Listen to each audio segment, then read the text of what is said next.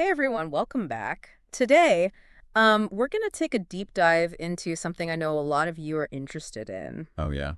the impact of COVID-19 on Indigenous communities.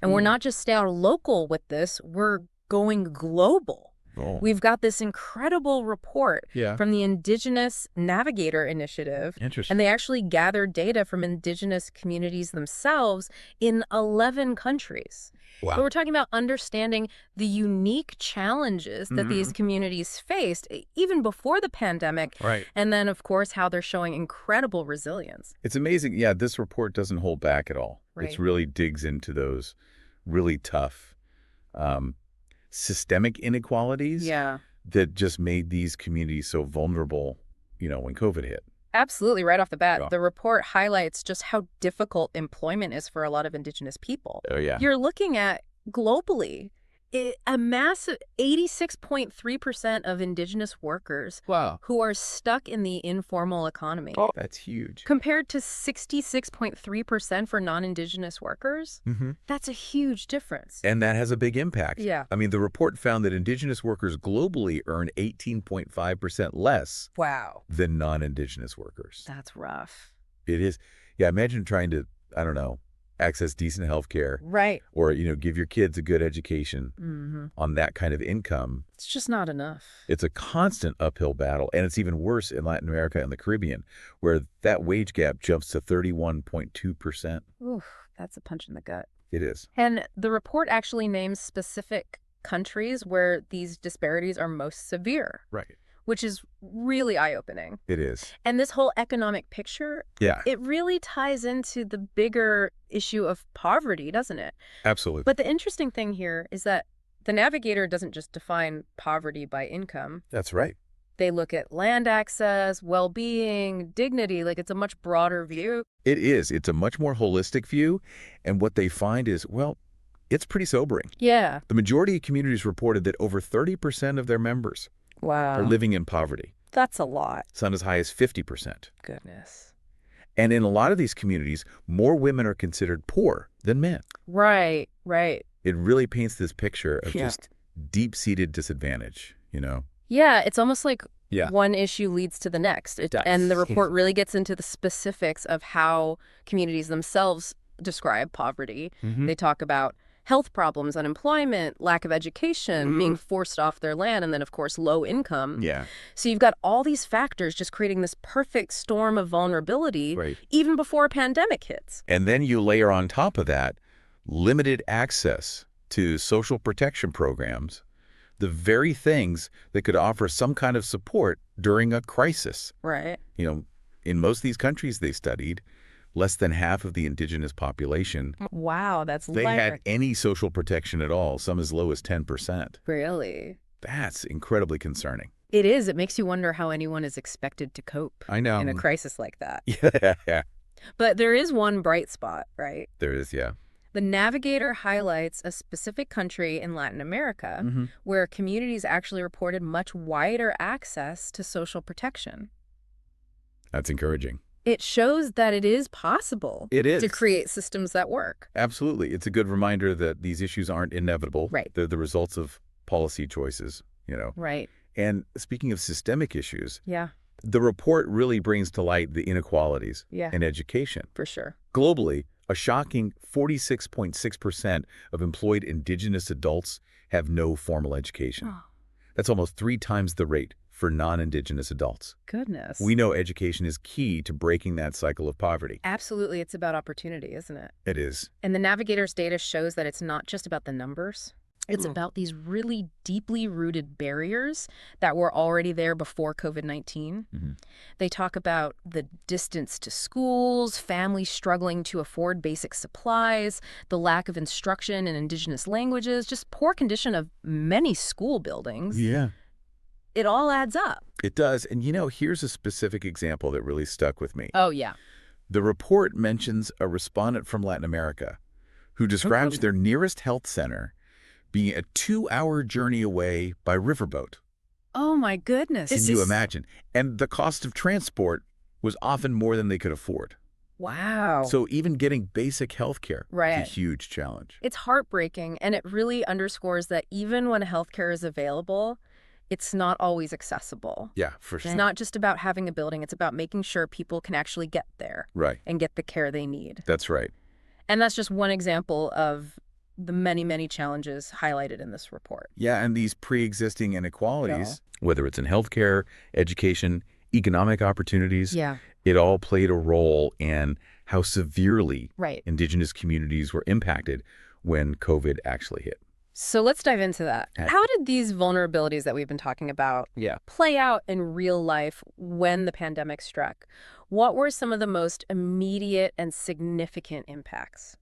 Well, one of the most devastating was livelihood loss. Okay. Indigenous people are often overrepresented in Yeah. sectors like tourism, informal commerce, Right. and those were hit hard by the pandemic restrictions. I can only imagine. Did the report give any specific examples? Absolutely. One respondent from Africa Yeah. described how the cultural tourism industry, Mm-hmm. which had been a lifeline for their community, completely collapsed. Oh, wow. And it was often the women Yeah. who were making and selling crafts to tourists who were hit the hardest. Makes sense. Women often bear the brunt of economic shocks, don't they? They do. It's a pattern we see over and over in crises around the world. Absolutely. And the report also mentions this phenomenon of reverse migration, Hmm. where people who'd moved to cities for work Yeah. were suddenly forced to return to their communities Right. after losing their jobs. Wow. Imagine the stress and uncertainty, Oh, yeah. not just for those individuals, but also for the communities, trying to absorb them back in, Right. often with very limited resources. It's a ripple effect. It is. You lose your job, you lose your income, Mhm. you're forced to move maybe back to a community that's already struggling. Right. It's a lot to cope with. It is. It really exposes how fragile those support systems are. Yeah, and of course we can't talk about COVID's impact Right. without talking about the healthcare crisis. For sure. This is where those pre-existing inequalities become even more glaring, right? Yeah. It's not just about the availability of facilities, it's about the quality of care, Yes. cultural sensitivity, even something as basic as language barriers. Absolutely. The report has some really powerful quotes that bring this to life. Okay. One respondent from Latin America Mm-hmm. talks about their nearest health post being a 2-hour journey away Wow. by riverboat, and often the cost of transport was just too much. It's like adding insult to injury, isn't it? It is. You're already dealing with a health crisis, and then you have to overcome all these barriers Yeah. just to get basic care. Right. It's unacceptable. It is. And even when people could reach facilities, Yeah. the report mentions concerns about culturally inappropriate services, Right. a lack of information in Indigenous languages, even discrimination. One respondent even expressed worry Wow. about the quality of care, even if they could get to a facility. That's really concerning. It is. It really makes you think about what access really means. That's right. It's about more than just physical proximity, isn't it? It is. It's about feeling safe, Yeah. respected, and understood within that healthcare system. Absolutely. And then, of course, there's food security. Hmm. A lot of Indigenous communities were already reliant Yeah. on food produced outside their own territories, Right. which made them incredibly vulnerable when supply chains were disrupted And bam. markets were disrupted. The Navigator found that almost all communities had experienced some form of food insecurity Wow. at least once Really? in the year leading up to the pandemic. That's a lot. It shows how precarious their situation was. It really does. Yeah. Did the report offer any insights into what that actually looked like? They did, yeah. People. They included a quote from an Asian respondent Okay. who described their community as living, quote, hand to mouth, Wow. constantly struggling to find enough food, That's tough. let alone food that was nutritious. Right. And then with the pandemic restrictions, Right. loss of income, disrupted transportation, Right. that pre-existing food insecurity was just made worse. Yeah, like a domino effect. It is. One crisis triggers another. And speaking of crises, the report points out that land encroachment continued during the pandemic. It's almost unbelievable, isn't Oh, it? it's like even with a global pandemic raging, Right. the pressure on Indigenous lands didn't let up. It didn't? There were reports of land grabbing, illegal resource extraction, ongoing conflicts related to development projects. Yeah, all of that. It's almost like taking advantage of a crisis, isn't it? It is, and that's exactly how some indigenous people felt. Yeah. The report quotes an Asian respondent Okay. who said, and this is a quote, that lockdowns were being used as a cover for land grabbing. Wow. It's really disturbing. It is. It really underscores the need to protect indigenous land rights, Yeah. especially during times of crisis. Absolutely, and as we've seen throughout this deep dive so far, Mm-hmm. indigenous women often face a unique set of challenges. Yeah, they do. So on top of everything else, Right. they were also dealing with, increased burdens at home, limited access to reproductive health care, and sadly, there were even reports of increased gender-based violence. That's incredibly upsetting, but sadly not surprising. Right. Domestic violence tends to spike during times of crisis, It does. and indigenous women are already disproportionately affected by this type of violence. Absolutely. And there's a quote from an Asian respondent in the report that illustrates the impossible choices that so many women faced. Yeah. She talks about how the closure of beauty parlors Mm-hmm. in cities Yeah. had a huge impact on indigenous women who were working in those parlors. Oh, wow. So they were suddenly faced with this decision. Do they stay in the city and risk their health or return home and lose their income? It's a no-win situation. It is. It really highlights how interconnected all of these issues are. It does. It's not just about health, it's about economics, social structures, cultural norms. Absolutely. And finally, Right. the report touches on the disruption of traditional practices. Right. So physical distancing measures, Mm-hmm. which were necessary to curb the virus, also clashed with traditional ways of life. Right. Particularly for indigenous communities Mm-hmm. who rely on social gatherings, Yeah. rites of passage, face-to-face interaction Mhm. for, transmitting knowledge Yeah. and maintaining their cultural identity. Did the report give any specific examples of how this played out? Yeah, they did. They include a very powerful quote Okay. from an African respondent who says that COVID-19, Yeah. quote, disrupted the social order. Oh. It really makes you think about the long-term impacts. It does. It's a very sobering thought. It is.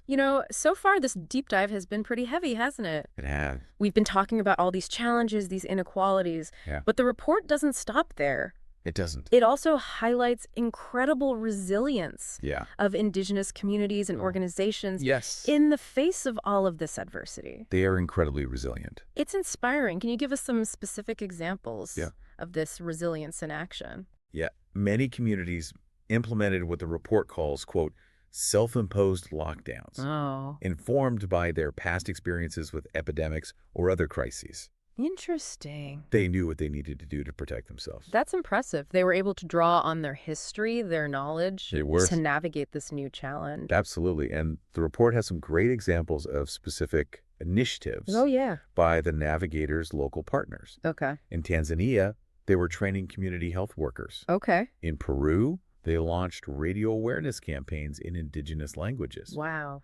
And in Colombia, indigenous organizations were actually monitoring COVID-19 cases in their territories. That's amazing. It just shows how resourceful It does. and adaptable these communities are. And throughout all of these efforts, Yeah. community leadership and knowledge were just absolutely essential. Mm-hmm. And one respondent from Asia really emphasized the importance of involving indigenous leaders Right. to make sure that the aid and support actually reached those who needed it most. That's such an important point. It's about empowering communities It is. to be part of the solution, Yes. not just passive recipients of aid. Exactly. And that's what we see time and time again in this report. Yeah. Despite all of the challenges, Mm-hmm. indigenous communities are finding ways to not just survive, Right. but to thrive. Mm-hmm. They're drawing on their traditions, their knowledge, their collective strength Yeah. to navigate this crisis and build a better future. It's a powerful reminder that Definitely. even in the darkest of times, there's always hope.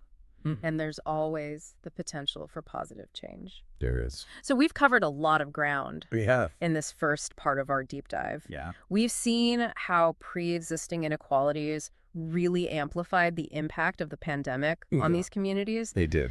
And we've just started to explore their inspiring resilience Right. in responding to this crisis. But there's so much more to unpack. There is. So I hope you'll join us for part 2 of this deep dive. as we continue to explore the challenges, the resilience, and the hope that defines the experiences of Indigenous communities Absolutely. in the wake of COVID-19.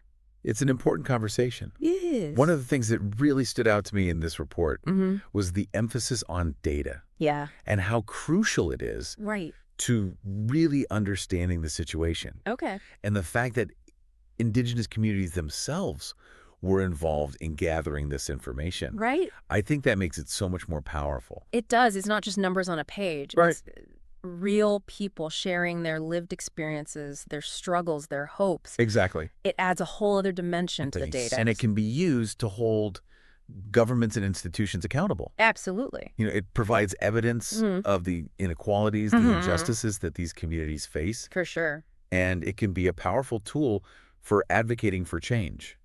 It's about making those voices heard. Yeah. Right. It is. Making sure they're not invisible in the data that shapes policies and decisions. Absolutely. And the report highlights some really encouraging examples of how this data is being used to make a difference. I'd love to hear about that. So in Bangladesh, for instance, the information that was gathered through the Navigator actually helped to strengthen partnerships between indigenous organizations and the government. Wow. They were even able to influence the upcoming national census. Really? To include questions about ethnic identity. That's huge. It is a huge step forward. It's about recognition, isn't it? It is. Making sure that Indigenous communities are counted, acknowledged, included in national data. Absolutely. And, you know, this report doesn't just identify problems. Right. It offers some really concrete recommendations Okay. for moving forward. So they're not just saying, hey, here's what's wrong. Right. They're also saying, here's what we can do about it. Exactly. And it's all rooted in a rights-based approach. I like that. So what are some of the key recommendations they put forward?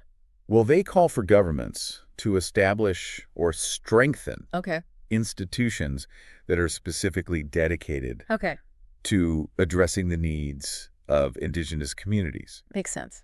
And they emphasize involving Indigenous people in the design and implementation of any policies or programs that affect them. Right. It's about respecting their right to self-determination. Absolutely. It's about recognizing that they know what's best for themselves. Right. They're the experts on their own lives. They are. And it's not just about creating new institutions. Right. It's also about making sure that existing systems are inclusive and responsive to the unique challenges that Indigenous people face. So give me an example. Okay, so in healthcare, for instance, they talk about the need for culturally appropriate services, overcoming language barriers, addressing discrimination. Right. You can have the best healthcare system in the world. You can. But if it doesn't take into account those things, Right. the cultural beliefs, the language, the specific needs of the community, it's not going to be effective. It's not going to work. No. And the same goes for education as well, right? Absolutely. Making sure that all Indigenous children have access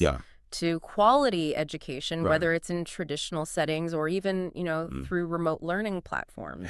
And having a curriculum that is relevant to their cultures and languages. Absolutely. It's about valuing their knowledge and traditions. It is. Not trying to erase them. And another key recommendation focuses on strengthening land rights. Yeah, we talked about that. Yeah, Indigenous communities are constantly facing threats to their land and resources. Right. And the pandemic only intensified that.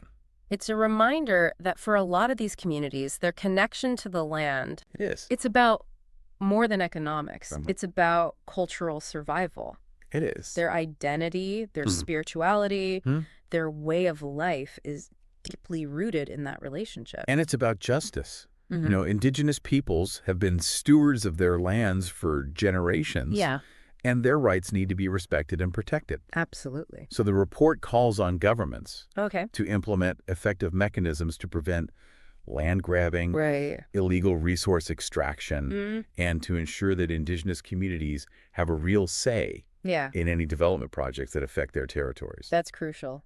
It's about making sure that development is sustainable and equitable, not just for Indigenous communities, but for everyone. Because, you know, when you protect Indigenous lands, you're protecting biodiversity, you're protecting ecosystems. That benefit all of us. Exactly. It's understanding that we're all interconnected. The well-being of one community impacts the well-being of others. And that brings us to another really important point. It does. The need for economic empowerment. Right, because as we saw, the pandemic had a devastating impact on indigenous livelihoods. Right. Pushing many further into poverty. It's like that vicious cycle. It is. You lose your income, you can't afford basic necessities, and it just becomes harder and harder to get back on your feet. Absolutely. So the report recommends investing in programs that support indigenous entrepreneurship, that strengthen traditional economies, and create opportunities for decent work. It's about building resilience. It is. Helping these communities not just survive, but thrive. Exactly. Empowering them to take control of their own economic destinies, to build businesses, to create opportunities for themselves and for future generations. And that's where this idea of a better normal comes in. Okay, I like that. You know, the pandemic forced us all to reevaluate our priorities, to think about what kind of world we want to build as we recover. Absolutely. And the Indigenous Navigator report, in a lot of ways. It does? It offers a roadmap for how to do that, for creating a more just and equitable future for indigenous communities, recognizing that their well-being is inextricably linked to all of ours. It is. We're all in this together. And their voices, their experiences, their perspectives need to be heard. Absolutely. Not just by governments and institutions, but by all of us. And that's why it's so important that you, as a listener, you take this information and do something with it. It's a call to action, right? It is. This deep dive, it's just the starting point. It is a starting point. We can't just passively absorb this information and then move on with our lives. So educate yourself. Support organizations that are working with indigenous communities. Use your voice to advocate for change. Right. We can all play a role. We can. In creating a world where indigenous cultures are respected, where their rights are protected, and where their contributions are valued. It's about building a future that honors their wisdom, their resilience, their incredible strength. Absolutely. That's a future worth fighting for. It is.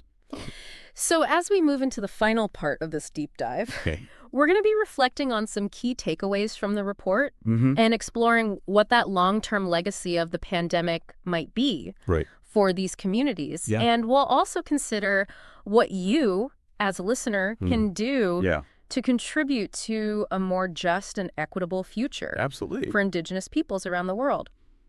We've talked about all these challenges, the resilience of indigenous communities during the pandemic. And I keep thinking about the long-term impacts, you know? What kind of lasting legacy will this whole experience leave behind? That's the question, isn't it? It is. And it's something the Indigenous Navigator report really makes us think about. Okay. Because the pandemic, it was like a stress test on systems that were already failing a lot of indigenous communities.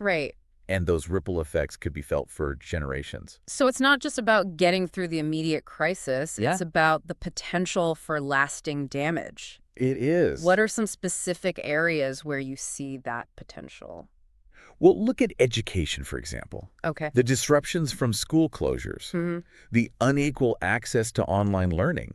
That could easily lead to a widening of the educational gap. Between indigenous and non-indigenous students. That makes sense. Which then has a huge impact on their future opportunities, their ability to find work, their well-being. It's a chain reaction. It's like they're being set back even further at a time when we should be closing those gaps. Exactly. And the economic fallout from the pandemic is another big one. The loss of livelihoods, disrupted traditional economies, increased debt. It could trap a lot of these communities in a cycle of poverty. That's tough to break free from. It is. And it's not just about material poverty, is it? It's not. It's about cultural poverty as well. You're right. The pandemic disrupted so many traditional practices, ceremonies, ways of transmitting knowledge. And that has a huge impact on the preservation of indigenous cultures. It's like losing a part of your identity, your heritage, your connection to the past. And when that connection's weakened, it impacts mental health, strength of communities, their resilience. So the pandemic created this perfect storm of challenges with the potential for really far-reaching consequences. It did. It's pretty daunting to think about. It is, but it's not all doom and gloom. Okay. The pandemic also created this opportunity to reimagine our systems and structures in a way that's more just and equitable. Yeah. We can't just go back to the way things were. No. We have to build back better. I love that idea, building back better. Yeah. It's about acknowledging that the old ways weren't working. Right. And using this moment to create something new, something more inclusive, more sustainable. And the report lays out a roadmap for how we can do that.